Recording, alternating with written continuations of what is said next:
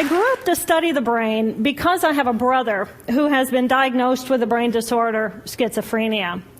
And as a sister and later as a scientist, I wanted to understand why is it that I can take my dreams, I can connect them to my reality, and I can make my dreams come true. What is it about my brother's brain and his schizophrenia that he cannot connect his dreams to a common and shared reality, so they instead become delusion? So I dedicated my career to research into the severe mental illnesses, and I moved from my home state of Indiana to Boston, where I was working in the lab of Dr. Francine Bennis in the Harvard Department of Psychiatry. And in the lab, we were asking the question, what are the biological differences between the brains of individuals who would be diagnosed as normal control as compared with the brains of individuals diagnosed with schizophrenia, schizoaffective, or bipolar disorder? So we were essentially mapping the microcircuitry of the brain, which cells are communicating with which cells, with which chemicals, and then in what quantities of those chemicals. So there was a lot of meaning in my life because I was performing this type of research during the day. But then in the evenings and on the weekends, I traveled as an advocate for NAMI, the National Alliance on Mental Illness. But on the morning of December 10, 1996, I woke up to discover that I had a brain disorder of my own. A blood vessel exploded in the left half of my brain. And in the course of 4 hours, I watched my brain completely deteriorate in its ability to process all information. On the morning of the hemorrhage, I could not walk, talk, read, write, or recall any of my life. I essentially became an infant in a woman's body. If you've ever seen a human brain, it's obvious that the two hemispheres are completely separate from one another. And I have brought for you a real human brain.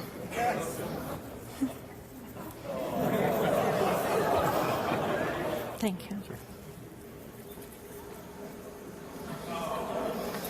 So this is a real human brain. This is the front of the brain, the back of the brain with the spinal cord hanging down. And this is how it would be positioned inside of my head. And when you look at the brain, it's obvious that the two cerebral cortices are completely separate from one another. For those of you who understand computers, our right hemisphere functions like a parallel processor, while our left hemisphere functions like a serial processor. The two hemispheres do communicate with one another through the corpus callosum, which is made up of some 300 million axonal fibers. But other than that, the two hemispheres are completely separate. Because they process information differently, each of our hemispheres think about different things, they care about different things, and dare I say, they have very different personalities. Excuse me. Thank you. It's been a joy. Our right human hemisphere is all about this present moment. It's all about right here, right now. Our right hemisphere, it thinks in pictures, and it learns kinesthetically through the movement of our bodies. Information in the form of energy streams in simultaneously through all of our sensory systems, and then it explodes into this enormous collage of what this present moment looks like, what this present moment smells like and tastes like, what it feels like, and what it sounds like. I am an energy being connected to the energy all around me through the consciousness of my right hemisphere. We are energy beings connected to one another through the consciousness of our right hemispheres as one human family. And right here, right now, we are brothers and sisters on this planet, here to make the world a better place. And in this moment, we are perfect, we are whole, and we are beautiful. My left hemisphere, our left hemisphere, is a very different place. Our left hemisphere thinks linearly and methodically. Our left hemisphere is all about the past, and it's all about the future. Our left hemisphere is designed to take that enormous collage of the present moment and start picking out details, and more details about those details. It then categorizes and organizes all that information, associates it with everything in the past we've ever learned, and projects into the future all of our possibilities. And our left hemisphere thinks in language. It's that ongoing brain chatter that connects me and my internal world to my external world. It's that little voice that says to me, hey, you got to remember to pick up bananas on your way home. I need them in the morning. It's that calculating intelligence that reminds me when I have to do my laundry. But perhaps most important, it's that little voice that says to me, I am. I am. And as soon as my left hemisphere says to me, I am, I become separate. I become a single, solid individual, separate from the energy flow around me and separate from you. And this is the portion of my brain that I lost on the morning of my stroke. On the morning of the stroke, I woke up to a pounding pain behind my left eye. And it was the kind of pain, caustic pain, that you get when you bite into ice cream. And it just gripped me. And then it released me. And then it just gripped me. And then it released me. And it was very unusual for me to ever experience any kind of pain, so I thought, okay, I'll just start my normal routine. So I got up and I jumped onto my cardia glider, which is a full body, full exercise machine. And I'm jamming away on this thing, and I'm realizing that my hands look like primitive claws grasping onto the bar. And I thought, that's very peculiar, and I looked down at my body, and I thought, whoa, I'm a weird-looking thing. And it was as though my consciousness had shifted away from my normal perception of reality, where I'm the person on the machine having the experience, to some esoteric space where I'm witnessing myself having this experience. And it was all very peculiar, and my headache was just getting worse, so I get off the machine, and I'm walking across my living room floor, and I realize that everything inside of my body has slowed way down. And every step is very rigid and very deliberate. There's no fluidity to my pace, and there's this constriction in my area of perception, so I'm just focused on internal systems. And I'm standing in my bathroom getting ready to step into the shower, and I could actually hear the dialogue inside of my body. I heard a little voice saying, okay, you muscles, you got to contract, and you muscles, you relax. And then I lost my balance, and I'm propped up against the wall. And I looked down at my arm, and I realized that I can no longer define the boundaries of my body. I can't define where I begin and where I end, because the atoms and the molecules of my arm blended with the atoms and molecules of the wall. And all I could detect was this energy. And I'm asking myself, what is wrong with me? What is going on? And in that moment, my brain chatter, my left hemisphere brain chatter, went totally silent. Just like someone took a remote control and pushed the mute button. Total silence. And at first I was shocked to find myself inside of a silent mind. But then I was immediately captivated by the magnificence of the energy around me. And because I could no longer identify the boundaries of my body, I felt enormous and expansive. I felt at one with all the energy that was, and it was beautiful there. And then all of a sudden, my left hemisphere comes back online, and it says to me, hey, we got a problem, we got to get some help. And I'm going, oh, I got a problem.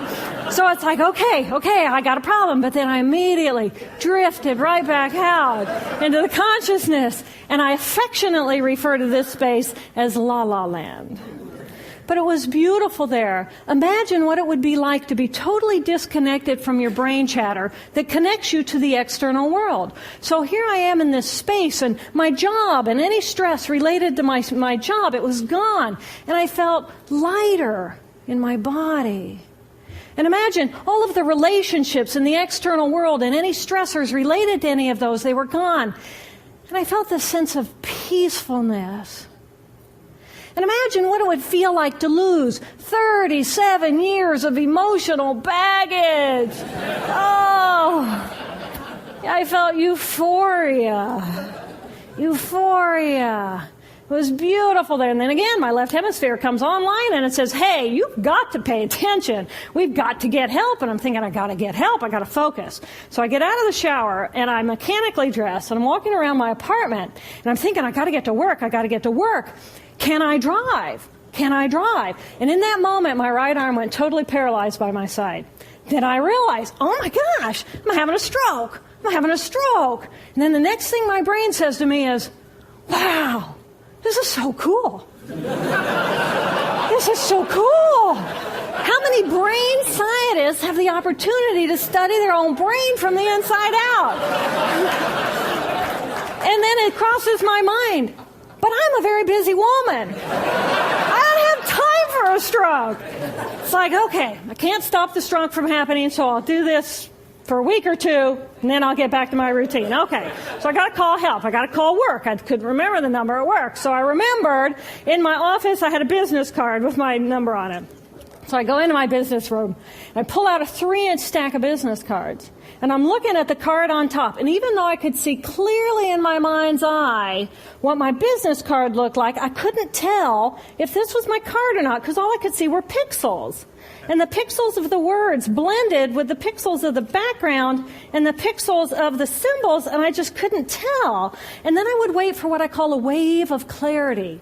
And in that moment, I would be able to reattach to normal reality. And I could tell, that's not the card, that's not the card, that's not the card. It took me 45 minutes to get 1 inch down inside of that stack of cards. In the meantime, for 45 minutes, the hemorrhage is getting bigger in my left hemisphere. I do not understand numbers. I do not understand a telephone, but it's the only plan I have. So I take the phone pad and I put it right here. I take the business card, I put it right here, and I'm matching the shape of the squiggles on the card to the shape of the squiggles on the phone pad. But then I would drift back out into La La Land and not remember if when I come back if I'd already dialed those numbers. So I had to wield my paralyzed arm like a stump and cover the numbers as I went along and push them so that as I would come back to normal reality, I'd be able to tell, yes, I've already dialed that number. Eventually, the whole number gets dialed, and I'm listening to the phone, and my colleague picks up the phone, and he says to me, and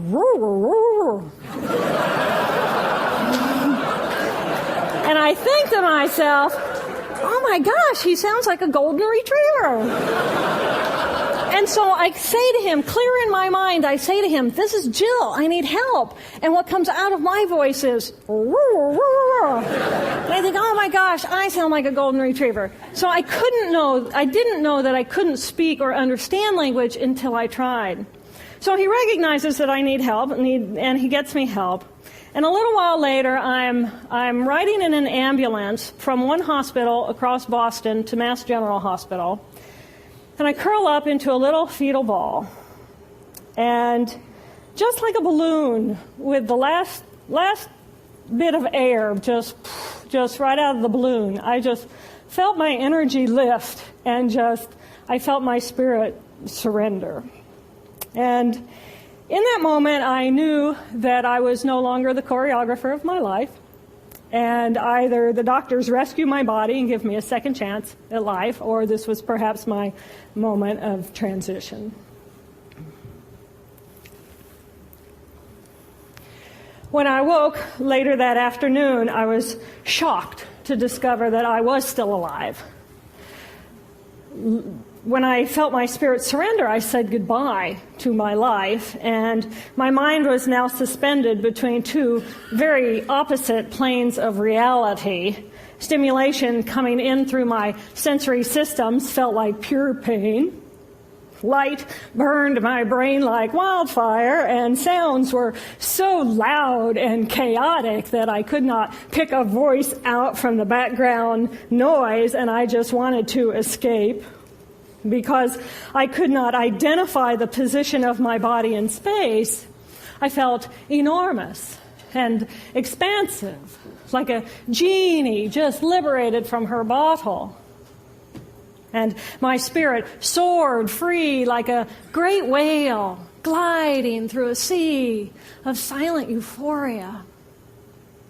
nirvana. I found nirvana. And I remember thinking there's no way I would ever be able to squeeze the enormousness of myself back inside this tiny little body. But then I realized, but I'm still alive. I'm still alive, and I have found nirvana. And if I have found nirvana and I'm still alive, then everyone who is alive can find nirvana. And I pictured a world filled with beautiful, peaceful, compassionate, loving people who knew that they could come to this space at any time and that they could purposely choose to step to the right of their left hemispheres and find this peace. And then I realized what a tremendous gift this experience could be. What a stroke of insight this could be to how we live our lives. And it motivated me to recover. 2.5 weeks after the hemorrhage, the surgeons went in and they removed a blood clot the size of a golf ball that was pushing on my language centers. Here I am with my mama, who's a true angel in my life. It took me 8 years to completely recover. So, who are we? We are the life force power of the universe with manual dexterity and 2 cognitive minds. And we have the power to choose moment by moment who and how we want to be in the world. Right here, right now, I can step into the consciousness of my right hemisphere where I am the life force power of the universe. I am the life force power of the 50 trillion beautiful molecular geniuses that make up my form, at one with all that is. Or I can choose to step into the consciousness of my left hemisphere, where I become a single individual, a solid, separate from the flow, separate from you. I am Dr. Jill Bolte Taylor, intellectual, neuroanatomist. These are the we inside of me. Which would you choose? Which do you choose? And when? I believe that the more time we spend choosing to run the deep inner peace circuitry of our right hemispheres, the more peace we will project into the world, and the more peaceful our planet will be. And I thought that was an idea worth spreading. Thank you.